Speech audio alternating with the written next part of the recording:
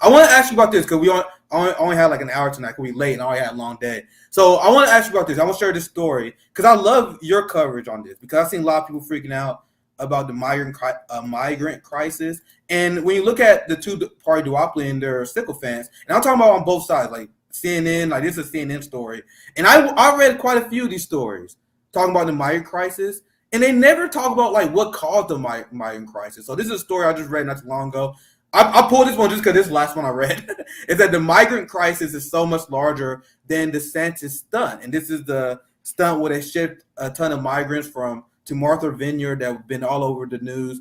So this is the story. I would love to ask you your take on this, and what do you think is like the key? What is because I'm gonna be on the Hill on Thursday, and then we're gonna talk about this. What is the root cause of this migration crisis? So I'm actually very curious to hear your answer. Maybe I can learn something before I go on the Rising as well. So, Pasta, do you want to take this on? What are your general take on this story, Pasta?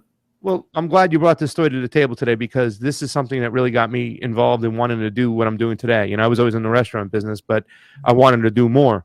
And even though I worked myself up finally to a six-figure salary being by a training coordinator, and I'd worked a long time to do that, to actually write training programs, I went and did this because I was so moved by this issue right here.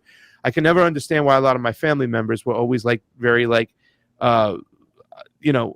closed border type mentality with down for building a wall, whatnot, and their reasons for always saying why they want to do that is they believe we have limited resources, that we can't share our resources, that we just don't have enough for our own citizens. And they would fall for that whole kind of comparison, like, well, who should we take care of, a veteran or an illegal immigrant? It's like, well, why do we have to make that choice anyways? Right. And I made a tweet the other day. I said, for all the conservatives, and I really kind of looked at the conservatives at this situation because, yes, Ron DeSantis and Governor Abbott, they did point out the hypocrisy of the Democrats, send them to Martha's Vineyard, and in less than 22 hours, we got to sound, what do they do? These people who are always, got the sign in their lawns, Black Lives Matter sticker on their car, coexist on the other side of the car, always like, these latte liberals, I'd like to call them. But, these brown people here on our island, and we got to get rid of them in less than 22 hours later, and we got to ship them off when you're saying all that stuff. I mean, really, that's what they were saying. I thought it was really racist what they did. You know what I'm saying? Like that, like you're going to say all this shit, and now you have immigrants on your doorstep, and you're going to send them off the island. Absolutely. You know what I'm saying? And all right, you point out the hypocrisy. I got it, Governor Santis.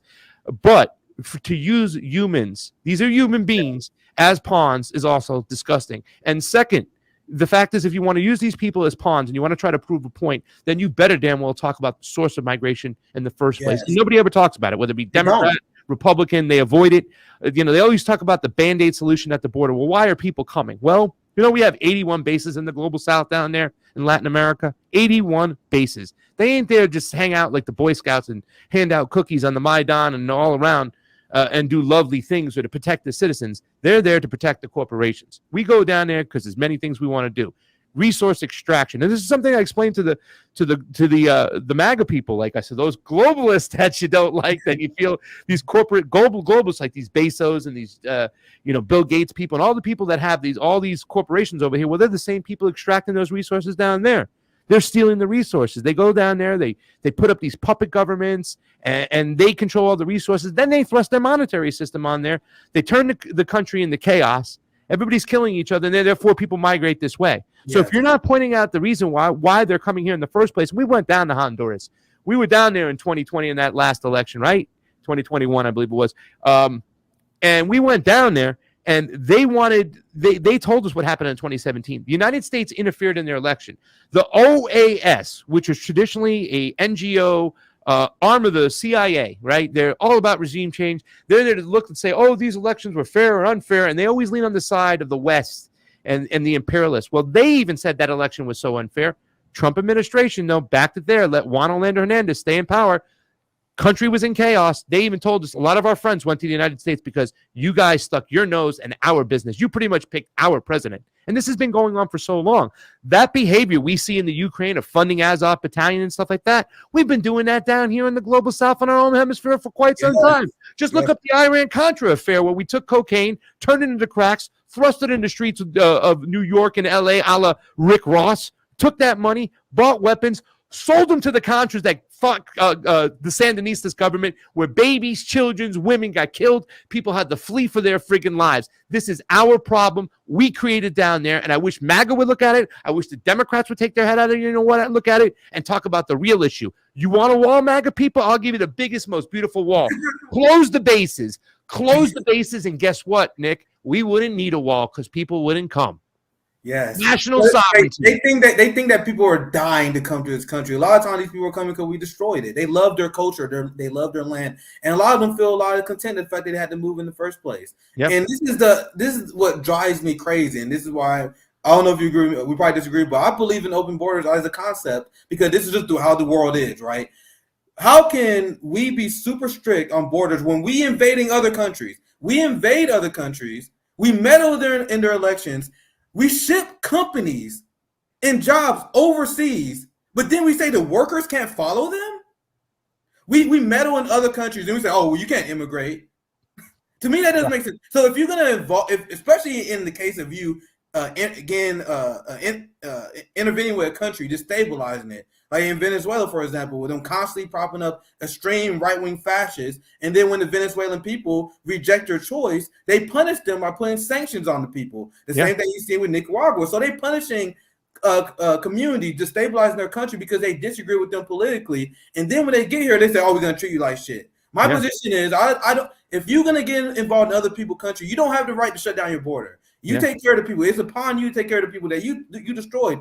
And in the meantime, we in U.S. imperialism, we in endless war that would, like you said, decrease the migration crisis. If we had a pro-worker economic system, that would destroy, like the whole concept. We're gonna have massive migration that destroys the quality of life for the workers. Does not make sense to me, considering that the main mechanism that steals your wages is corporate greed. And I will actually love to hear your take if you disagree with on this spot. I've never been convinced with the idea that migrants are driving wages down. No, the profit, every ounce of profit is stolen labor. Yeah. That migrant has literally nothing to do with the fact that your boss, who got $100,000 bonus, is not paying you well. And I challenge anyone on that. So I love your position on this. I want to pass it right back to you before we get into super chats. Because I always want to put the emphasis on what we are doing. Go ahead, take it from there, Pastor. Well, I mean, we that chaos down there created is good for the military-industrial complex. I used to say the military-industrial complex. At the end of the day, they don't care who wins the war, they don't care who loses the war. All they care is they have a war, and they can probably fund both sides, sell weapons to both sides. Most of the weapons down in Mexico that come across the border are bought here in the United States. So there's one aspect, and you're absolutely right. We have to be accountable for our own actions. Now, I struggle with the open borders thing, right? I really don't take a position on it. I believe that we should be accountable for our actions some way. So maybe asylum, I guess. And, as an anarchist libertarian, those people out there and stuff like that, they believe in open borders, some of them, because they believe in free movement. They should be able to move wherever you want. So there's that concept over there. But at the end of the day, no matter what, whatever we come to, closed border, open border, it's back to square one. Let's fix the problem. If we don't meddle down there, then we won't have to worry. You know what I'm saying? In fact, these corporations are the one that go there and lobby the companies, lobby the government to go overturn these companies. The UFC doesn't stand for the Ultimate Fighting Championship. It stands for the United Fruit Company. And you look in Guatemala, you look at the situation. They had their own president who came into power, a socialist president, nationalized the banana. That was their national fruit. And the government, the United States government, convinced them to move this guy and put back in their dictatorship, whatnot. And the UFC went and took back the banana, and eventually became Dole and Chiquita and all these other companies and stuff like that, because it's their resource. You know what I'm saying? And at the end of the day, that's what it's all about. We have to stop meddling. And that's something I like to tell, like I told you before, I tell the MAGA people, those people who are screwing you over here are the same people who are screwing up down over there. Look, Donald Trump trying to whack Nicolas Maduro was the worst thing he could have done for migration. Yeah, right? Destabilize the country even more. He left all the sanctions on there. He still pressured them. He hired John Bolton, right? All this bullshit. If Donald Trump wanted to decrease immigration, he should have been what do you call himself? The big negotiator, whatever.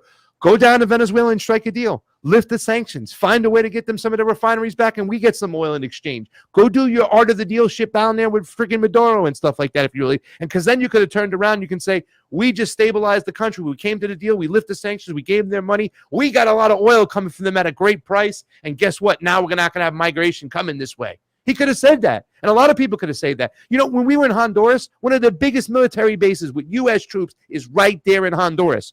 So when we asked the Zamora Castro government, we said, if before you come into power, and this is me and Fiorella asking, part of the government, they're like, what are you going to nationalize when you get power? And they're like, we're not going to nationalize anything. We're just going to open up for competition. It's like, well, that sounds very capitalist to you, but it's like walking on eggshells. You got the devil in the back. When you walk into the living room, the devil's already sitting down there with them, and you got to do business with them. And that's what's going on in Latin America. Same thing with Petro. You got to do business with all these people with the devil in the room. But if you want to really stop migration, you go and cut a deal. You relieve the pressure. You stop destabilizing these countries. And guess what? Less people will come here. Less people will come. And that's how you solve it. And it's a lot less murder and death because there's a lot of weapons being sold because the CIA is dirty in Ukraine. They're dirty in Syria. They're dirty in Libya. And they are dirty in Latin America. So much good things said by you, Pasta. We get to some super chats and then we can wrap up. I just want to add this just outside the conversation, just something for you guys to think about, because there are a lot of people, and I struggle with the concept of open borders for a very long time as well. The idea that migrants are going to come over here and ruin your life is a fantasy, or a myth, I should say, not fantasy. For a better term, I think it's a myth sold by capitalists so you can distrust your fellow human. So the idea is, oh, well, we let the border open. All these migrants are going to come over here and take our jobs. There's not if you have protectionist programs that in a national jobs guarantee that I believe we should have, if everyone getting paid their fair due, we're not going to have these job shortages, right? Yeah. And if you're a migrant and you come over here and there's no opportunities because the jobs are already taken, they're going to leave. Yeah. Like this whole thing that people have that they think migrants are the reason why they have problems. That I just can't square that, because the Walton family is making massive profit. They're massively rich. Yeah. How did the immigrants stop the Walton family from paying Walmart workers more? I just don't see that connection. Anyway, that's something for you guys to think about. That wasn't really a debate. I was just floating. I haven't heard the effective argument, and right wingers make it all the time. They say as if it's a fact. Oh, if you have migration, it will hurt your weight. I don't see the connection. I don't see what makes that other than the capitalist structure that I criticize. It really is a quagmire trying to figure out why people are so scared of the immigration situations, so badly. Like, I don't understand why they concentrate on that, and it really distracts them, But and you're right. At the end of the day, we got to get people away from the two-party duopoly. But that's the game right now. It's like a pendulum. I don't know if you remember when George W. Bush was in office. That's the main reason why I became a Democrat. And that administration was just ridiculous. It was one thing after another thing, invading countries that didn't even get involved in 9/11, and it was like, holy cow! It's the reason why I became a Democrat. Now it seems like they're trying to use the same thing. All these Democrat bad policies. Joe Biden, all the mess ups, and they're trying to persuade people to be Republican now. Now it's like, vote Republican and all your problems will be solved. Like, no, it's not. Don't forget that this is the party who messed up so much crap in the first place. The Patriot Act came from George W. Bush. Help America Vote Act, George W. Bush. The AUMF, George W. Bush. Our civil liberties were stretched under George W. Bush. Big government under George W. Bush. Why do you want the Republican Party back in power? You think Mitch McConnell is closer with Donald Trump or closer with Joe Biden? I think Joe Biden. I think Lindsey Graham and Joe Biden are a lot closer than Lindsey Graham and Donald Trump. And I'm not saying to go vote for Donald Trump, but don't forget, at the end of the day, the two-party duopoly is just one party, especially when it comes to the establishment. Thank you for the $5 True Rebel Network. I put this up because it's perfect. Johnny. That Johnny there? Oh, nice. That's Johnny nice. Sue, baby. That's Johnny Sue. Nice. Appreciate you watching, brother. Divide and conquer. That's what they keep doing. They're going to take your job. That's exactly what it is. Surely it's not your boss that's exploiting your labor. Like, and one thing I want to say on this. You know what's extremely funny to me, Pasta? Whether you guys agree with my takes on immigration or not, why the hell is the white guy in Wyoming, white dude from South Dakota, like, oh my God, illegal immigration? That, whether you agree with me or not, you cannot say that a lot of legal immigrants that live in New Mexico, Texas, and California is affecting the quality of life from random people from Wyoming who has this as the number one political issue. They're victims of propaganda. They got them convinced that guy's taking money from a veteran, or that guy's taking money from another program that can be going to the United States. That's what they got. That's the marketing. They're falling for the marketing. You know what I'm saying? And at the end of the day, I think we have the big solution. Let's not create so much illegal immigration in the first place, and let's not call them illegal anyways. That's something that undocumented work, or what type of a person is illegal. But once again, When I talk to them, I use the terms, okay, in this third world country, okay, this illegal immigrant you're so scared of, but they fall for the marking. They think it's taking away. They use the veteran versus the freaking immigrant situation. They pound it all the time. All the time. Thank you for the $5. Left is best. BS, what is Rand Paul's take on Venezuela, Cuba, and Nicaragua? Good question. I can answer that a little bit. He stays a little bit out of the fray. Rand Paul concentrates too much on being an anti-socialist than anything else. Like the case against socialism was his latest book, and even though he's an anti-interventionist, he still somewhat stays in the fray in certain situations. I can tell you this much: his take on Venezuela, Cuba, and Nicaragua ain't as bad as Ron DeSantis, and you better watch out because that guy is a gusano. He wants to celebrate the guy who killed Che Guevara's death. He wants to have that day. I forgot that guy's name, Terrain or something, Tehran. He wants to have a celebration of that dude's day. And he's even said before, the reason why Nicaragua was getting out of hand is because we let Cuba and Venezuela get too far out of control. So I can tell you that much. And the whole Florida cabinet, all the congressmen, the senators down there, gusanos, they want to manufacture consent to go into these countries, Monroe Doctrine style, and they're going to use the case that they're socialist communist governments that are letting the Chinese in. And one day, Rubio said, can you imagine waking up with the Chinese base in their own hemisphere? Pal, you got 1,000 bases around the world. Why don't you look in the mirror? Clean your own house.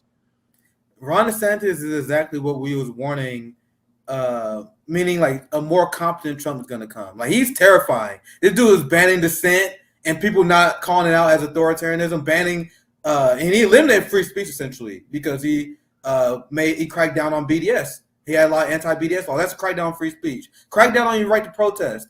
And people don't see it because Ron DeSantis is such a good messenger of his policies, at least to his audience. Obviously, we see through it immediately. But it's like as a general orbiter, he's way more efficient than Trump. And this is what we say. I don't know if you're in position, but me and people on the left say, like, I don't know why you got Trump derangement syndrome.